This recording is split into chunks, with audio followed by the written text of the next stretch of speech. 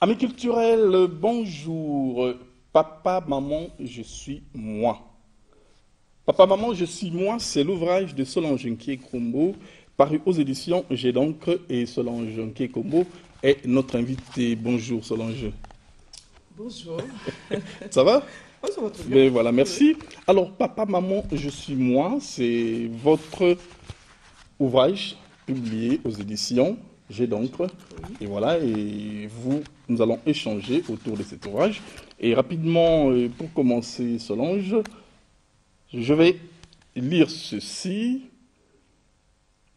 Vous parlez d'abord, vous présentez, n'est-ce pas? Vous êtes vous êtes issu d'une famille de 12 enfants et vous êtes, n'est-ce pas? Vous occupez donc la 10e position. Je passe et j'en arrive au deuxième paragraphe où vous nous dites ceci. Ce livre n'a pas pour but de donner un mode d'emploi sur l'éducation des enfants. Je ne m'appuierai pas sur les grands psychanalystes ou écrivains dans ce domaine, non parce que je ne suis pas d'accord avec eux, mais parce qu'il m'arrive, après avoir lu un livre sur le sujet, de penser qu'élever un enfant, c'est avoir un puzzle avec plusieurs pièces qu'il suffit d'assembler pour avoir la solution, alors que dans la réalité, c'est bien plus compliqué que ça. Je m'arrête là, Solange. Voilà comment vous justifiez déjà, dans le mot liminaire que vous présentez dans votre ouvrage Papa, maman, je suis moi, qui traite naturellement de l'éducation Évidemment. des enfants, là, un mot liminaire. Alors, pourquoi papa, maman, je suis moi? Alors, je salue tous ceux qui me regardent. Papa, maman, je suis moi. C'est tout simplement pour dire aux parents que ça, c'est un enfant qui parle. Que un enfant, c'est une entité, c'est une personne à part entière, c'est un être parmi les autres êtres. Dans une famille, quand on a des enfants, il ne faut pas éduquer les enfants en gros. Chaque enfant est en détail. C'est-à-dire qu'il faut éduquer les enfants selon la personnalité de chaque enfant. Voilà pourquoi j'insiste, papa, maman, je suis moi. Moi. C'est moi, pas mon frère, pas ma soeur, moi.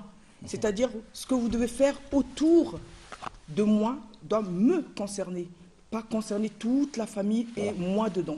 Il n'y a pas C'est une, pour ça. il n'y a pas une éducation collective, Ah, mais sinon absolument. qu'il y a une identité, il y a voilà, Ok. une éducation selon, n'est-ce pas? Donc La personne, c'est oui, des cas particulier. personnalisés, Voilà, c'est des cas voilà. personnalisés, puisque vous dites, juste en passant, que voilà, l'éducation que peut donner une famille ne peut pas aller avec, s'il y a 10 enfants dans une famille, chaque enfant doit bénéficier d'une attention particulière, n'est-ce pas? D'une identité particulière. Absolument, exactement ça. Chaque enfant est particulier. Et vous prenez un exemple très simple où vous dites qu'une mère peut, n'est-ce pas, être 8 fois, donc peut avoir 8 grossesses comme ça successivement, Mais mais chaque grossesse a ses manifestations particulières. toutes les mamans le diront. Mhm, À chaque enfant, on ne le vit pas. Moi-même, je suis mère de 4 enfants d'ailleurs. mhm, À chaque grossesse, j'ai vécu différemment. Pour chaque enfant, même l'accouchement, je l'ai vécu différemment. Et j'ai eu la péridurale pour la première, mhm, j'ai pas eu la péridurale pour le deuxième, et j'ai eu de la morphine pour le troisième. Vous voyez, chaque enfant déjà, on ne vit pas la grossesse d'une même façon. Même l'accouchement, on ne la vit pas de la même façon. Il y a des enfants qui arrivent, qui sont paresseux, qui pleurent un tout petit peu, il y en a qui pleurent très fort. Donc chaque enfant est particulier et on doit l'éduquer selon sa personnalité. mhm. Voilà, c'est ce que j'ai voulu vraiment transmettre dans ce livre. Dans ce livre. Alors, qu'est-ce qui vous a poussé à dire ça? Est-ce que vous partez d'une observation, n'est-ce pas? Vous êtes observatrice de votre environnement, de votre société, et vous pensez que généralement, on a tendance à reproduire des clichés que les parents ont vécus, comme pour dire, moi j'ai réussi, voilà le mot d'emploi, et pour d'autres aussi, très malheureusement, ceux qui reproduisent des clichés qui sont toujours négatifs. Absolument. Parce que, en général, vous voyez, je l'ai dit dans le livre, que je conseille à tout un chacun de lire, en général, quand on a reçu une éducation, et même quand elle a été mauvaise, hein, et qu'à la fin, on arrive à réussir en passant outre cette éducation, même si ça a été... Il y a des enfants qui ont été élevés par des parents, qu'on dit chez nous, sévères.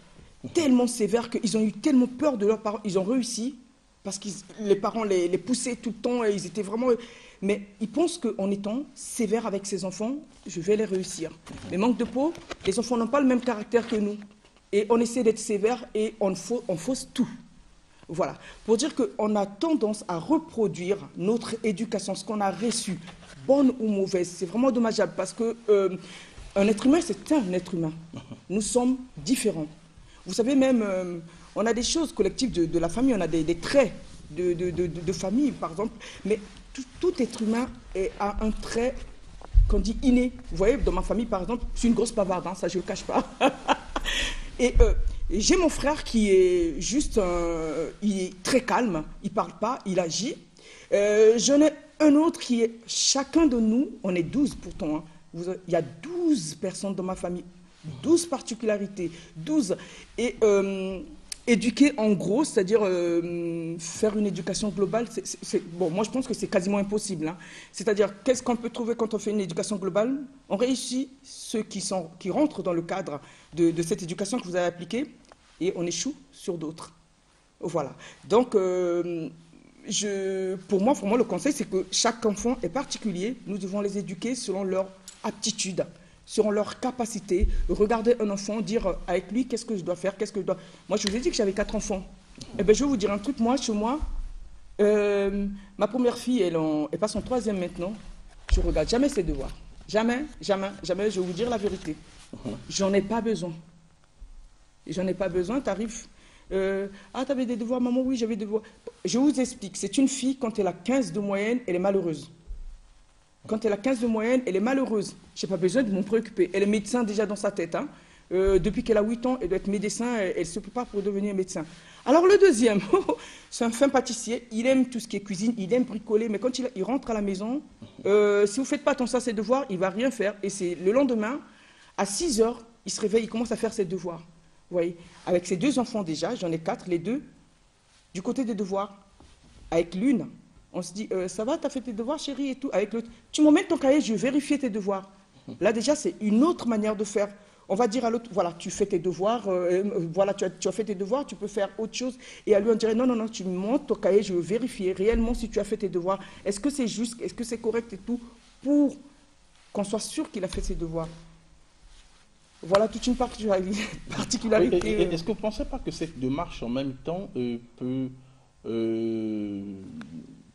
afficher là une irresponsabilité un peu des parents et aussi créer, susciter de la jalousie à l'un ou à l'autre enfant parce que simplement il penserait que l'un ou l'autre penserait que maman, papa accorde plus de l'attention à X et non pas à moi et que l'autre est plus chuchoté ou moins chuchoté. Enfin, est-ce que vous ne pensez pas là qu'également on peut arriver, n'est-ce pas, à de tels sentiments dans la maison, puisque vous avez personnalisé, sinon individualisé, n'est-ce pas, l'éducation. Très, très bonne question. J'aime beaucoup cette question parce que, en lisant mon livre, vous allez comprendre que j'ai vraiment évoqué ce risque-là. Ce risque-là. Mais vous savez, le dialogue, je reviens, le dialogue avec les enfants est la clé de tout. En fait, quand vous faites les choses avec vos enfants et que vous leur expliquez ce que vous faites et comment vous faites. Moi, oui, je peux vous dire que mes enfants à moi, ils savent que si maman agit avec moi, ou papa, d'ailleurs, on fait tous les deux la même chose, elle agira pas pareil avec l'autre. Elle agira pas parce que vous êtes particulier. C'est-à-dire, je vous explique. Ne vous étonnez pas, j'arrive. Un enfant qui est satisfait, affectivement, qui sent que ses parents l'aiment. Je veux venir au chapitre de l'amour. Qui sent que ses parents l'aiment, ne pensera jamais que ma mère ou mon père est injuste envers moi. Alors, pour arriver justement à faire une éducation particulière pour chaque enfant, il faut pour ça les parents qui voient l'environnement de la famille, qui sachent dialoguer avec tous leurs enfants, qu'ils aient de l'amour pour tous leurs enfants. L'amour, c'est quoi l'amour? Je vous lis. Oui, c'est un chapitre que vous avez naturellement développé. Je vous dis que votre ouvrage est subdivisé en plusieurs chapitres. En plusieurs chapitres. Et chaque chapitre est simple de présenter une facette, n'est-ce pas, de ce que sera l'ensemble de la somme de l'éducation. Voilà, de l'éducation. Voilà. Quand un enfant est satisfait, c'est que maman m'aime, papa m'aime. Je vous donne un exemple que j'ai cité dans mon livre aussi. Mon fils, un matin, il arrive, après Noël, le 25, je pense. Il arrive, maman, je suis pas contente, c'est pas possible, ah, c'est pas normal, moi j'ai payé mon jouet et tout, et pourquoi tous les autres? Parce que tout simplement, on avait commandé pour lui, il avait demandé un jeu, on a commandé sur Amazon, on n'a pas reçu le jeu le 24 décembre. Bon, c'est Amazon. Enfin, on n'a pas reçu le jeu le 24 décembre, mais entre autres, je me suis dit, le 24 décembre, il n'a pas de jouet. Ah, bah, écoute, j'ai dit à mon mari, on va lui acheter quelque chose pour attendre. En attendant son jouet et tout. Donc, on lui a acheté autre chose. Mais les autres ont eu ce qu'ils avaient demandé. Mais le 25 décembre, c'était l'enfant le plus malheureux de toute la Terre. Mais vraiment, mais vous savez, les enfants, ils sont très forts pour culpabiliser les parents. Il faut être lucide dans ce cas-là. Il était l'enfant le plus malheureux de toute la planète. Pourquoi les autres, ils ont eu et tout? Il s'avère que, un mois plus tôt, il voulait une DS XL et tout, les trucs. Je suis allée lui acheter la DS. Un mois avant Noël. Je lui ai dit, bon, écoute, oui. Un cadeau par anticipation. Comment? Un cadeau par anticipation. Non, c'était même pas par anticipation. Je suis arrivée dans un magasin, il était soldé. Oui. Vu qu'il aimait beaucoup et qu'il était avec moi, Oui. j'ai craqué. Je lui ai acheté sa DS. Il était bon, bon, c'était en récompense d'autres choses, mais c'était vraiment pas pour Noël et Voilà, tout. en tout cas, c'était pas Noël. Non, c'était pas Noël. Bon. Je lui ai acheté ça par anticipation, mais oh non, pas par anticipation. C'était comme ça parce que j'avais envie de lui acheter sa DS ce jour-là. Je l'ai acheté et aux autres, j'avais acheté rien. Et là, il se sentait malheureux. Ah oui, c'est Parce que- un cas particulier, Oui. c'est un contexte bien particulier, et on ne peut pas, n'est-ce pas, penser à ce qui s'est fait un mois avant. Mais le problème, c'est que lui, il était malheureux. Pourquoi les autres ont eu et pas moi? Il s'est comparé à ses frères. Oui. Je l'ai écouté se plaindre. Mais c'est pas possible. Maman, t'aurais pu acheter quoi, Mania et tout. Il y a un magasin qui s'appelle Mania. Je ne sais pas, ceux qui connaissent savent où on vend les jeux électroniques. Je lui ai dit, dis-moi, Marc Jonathan, il y a un mois, je t'ai acheté une DS. Oui. Mais qu'est-ce que j'ai acheté à tes frères? Tu penses que parce que ton jeu n'est pas arrivé, je suis injuste? Ben non. J'ai dit, ben voilà, je t'ai acheté ce jour-là, je n'avais pas acheté aux autres. Aujourd'hui, ton jeu n'est pas arrivé. Que les autres aient eu leur jeu et que toi, tu n'as pas eu, c'est pas grave et tout. Là, il a compris. Mais parce qu'un mois plus tôt, il avait déjà eu un jeu. Mais en fait, c'est facile de Est-ce faire que vous comprendre. pensez vraiment qu'il avait compris? Si. Ou il a voulu faire plaisir sans Non, trop manifester pas du tout, pas du tout. Il sans- avait bien compris. Après, il est venu dire, il dit, ah ouais, maman, tu avais raison. Hein. Maman, tu sais, tu peux me l'acheter après, hein, même pendant mon anniversaire ou quand tu auras l'argent, hein, c'est pas grave. Mais parce que je l'ai fait comprendre que je n'étais pas injuste. Mais après, vous savez, les enfants, c'est vrai que je défends beaucoup les enfants dans mon livre, hein, je l'avoue. Mais c'est des malins. C'est des fins. Ils savent manipuler les parents. Hein. Quand ils veulent arriver, alors, ils peuvent vous culpabiliser comme c'est pas permis. Mais dans ce cas-là, quand vous savez que vous êtes juste envers tous vos enfants, vous êtes à l'aise. Moi, j'avais rien. Mais comme vous savez, il y a des parents injustes aussi envers les enfants, hein, qui font vraiment la part des choses. Hein. J'aime plus cet enfant. Quand je dis l'éducation personnalisée, ça ne veut pas dire l'injustice. Attention, il faut vraiment veiller à ce qu'on soit juste envers la part réservée à chacun de nos enfants. Je l'ai bien dit dans le livre. Et vous parlez de l'éducation sur mesure. Et juste pour citer votre cas, vous dites que moi, voilà, donc vous dites, nous avons, donc mes 4 enfants, nous avons, mon mari et moi-même, donné à chacun une éducation sur mesure, oui. tout en veillant à être juste dans la part réservée aux uns et aux autres. Vous avez également, comment je dirais, un thermomètre pour mesurer également là la quantité de la justesse, ce qu'il y a, pour vous rassurer que naturellement vous êtes Ça aurait été juste. bien. Mais Enfin, j'aimerais bien me rassurer, n'est-ce pas, si c'est là également un sentiment de suffisance qu'on a pour se dire que nous sommes justes envers les uns et les autres, Oui. n'est-ce pas? On peut se donner, n'est-ce pas, ce sentiment-là. Oui. Mais est-ce qu'on l'est réellement? Parce que vous n'avez pas là, n'est-ce pas, un appareil qui vous permet de mesurer, autant qu'on ne mesurera pas l'amour, comme disait Taboulé, il n'y a pas cet appareil qui nous permettra de mesurer la qualité ni la quantité de l'amour. Également, je pense que c'est vrai autant pour la justesse, non? Et la bonté envers les enfants. C'est un sentiment de suffisance qu'on se donne, non? Pas vraiment. Mais quoi que j'aimerais bien, ça aurait été bien d'avoir un thermomètre, hein. Franchement, un baromètre. Ok, là, suffisamment d'amour, 37, 37, ok, ça serait bien, ça serait tellement bien. Oui, Mais ah malheureusement, on n'en a pas. Malheureusement, comment on constate que nous sommes justes envers nos enfants? C'est par le dialogue. Vous savez, tout passe par le dialogue. J'ai cité dans mon livre, une famille qui ne passe pas par le dialogue avec leurs enfants. Comment moi je sais? Vous allez voir, à la fin de mon livre, il y a un test que j'ai fait passer aux enfants. À plusieurs enfants, hein. J'ai commencé par les miens. C'est ça. Je leur ai posé des questions, ils ont répondu de tout leur cœur. Vraiment, ils ont répondu ce qu'ils pensaient. Je vais vous faire une anecdote. Mon fils, mon troisième, on lui a dit, que crois-tu que tes parents pensent de toi? Il dit, maman pense que je suis très actif et papa pense que je suis fou dans ma tête.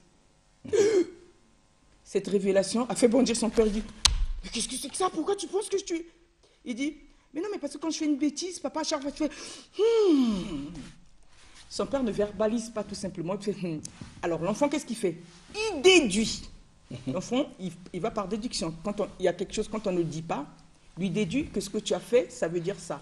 Et nous, on parle beaucoup, beaucoup avec nos enfants. C'est en cela qu'on sait. Moi, oui, mais à ce niveau, Solange, est-ce que vous ne pensez pas qu'également le dialogue dont vous faites mention peut être également influencé dès le départ par les parents? Ben justement, il ne Parce faut pas... Parce qu'on ne sait pas également là, n'est-ce pas, à quel moment on met ses enfants en condition pour se rassurer que là, le dialogue est franc et sincère et que les enfants peuvent parler sans que, n'est-ce pas, quelques expressions non verbalisées comme quand vous me dites mettre les enfants en condition pour... Mais non, justement, quand on a un truc, on dit je mets mes enfants en condition pour parler, on force tout déjà. Je vais vous dire ce que moi je fais avec mes enfants. J'aime bien. Je suis fatiguée, je rentre du travail, je ne les ai pas vus toute la journée, j'arrive, je les salue. Dans ma tête, j'avais l'intention de passer un moment avec l'un d'eux. Le père aussi fait la même chose. J'arrive, j'ai dit, mon chéri, tu sais, je veux un petit café avec une grande dose d'amour. C'est une astuce, hein. Il fait le café, je vais dans ma chambre, je me déshabille, je m'allonge, j'enlève mes chaussures, bien entendu, je ne suis pas toute... Je m'allonge sur le lit, je lui dis, tu m'emmènes le café? Il emmène le café. Et tu veux t'asseoir à côté de maman? Je lui dis, raconte-moi ta vie. C'est comme ça. Alors, il va commencer à chercher, j'en ai un qui va dire... Alors, maman, tu sais, Rihanna, il a fait ça. Il va commencer à aller tout. Et moi, je pose des petites questions. Je l'écoute en général. Hein. Je pose une petite question. Et qu'est-ce qui s'est passé aujourd'hui à l'école, par exemple? Ah, mais tu sais, un tel... Il va raconter. Mais qu'est-ce que tu... Oh, il a fait ça. Mais et toi, qu'est-ce que tu penses de ça? Mais parce que je l'emmène à me dire des choses. Et hier, je t'ai entendu crier. Mais qu'est-ce qui s'est passé avec Mac Jonathan? Maman, je ne dis pas Mac Jonathan, il a fait ci, c'est son frère. Et quand on fait ça, c'est pas calculé. Vous le faites souvent? Très souvent. Très souvent. Ils sont Vous avez dit, vous vous déshabillez, et donc lorsque vous recevez l'enfant, vous déshabillez? Non, j'ai dit, je me déshabille pas, je me mets à l'aise. Bon, vous êtes changé, quoi. Je ne suis pas nudiste. Bon, merci. Je m'échange, je me mets à l'aise. Je suis sur non, mon parce lit, qu'en fait, ce détail n'a pas été refermé. Je me demandais si vous étiez encore nu. Non. Si vous recevez l'enfant. Je suis à l'aise et je me mets sur mon lit et je l'écoute. Vous savez, quand j'ai parlé de la communication avec l'enfant, le dialogue, il faut... Bon, je l'ai aussi cité dans mon livre. Dialoguer avec un enfant, les parents, c'est pas forcément dire... Tu sais, dans la vie, il faut écouter un enfant. C'est un vrai dialogue avec un enfant. En général, écouter un enfant est même plus instructif que parler à un enfant. Vous savez, le fait d'écouter un enfant allongé dans ton lit, tu l'écoutes débiter tout ce que ma fille elle va te dire.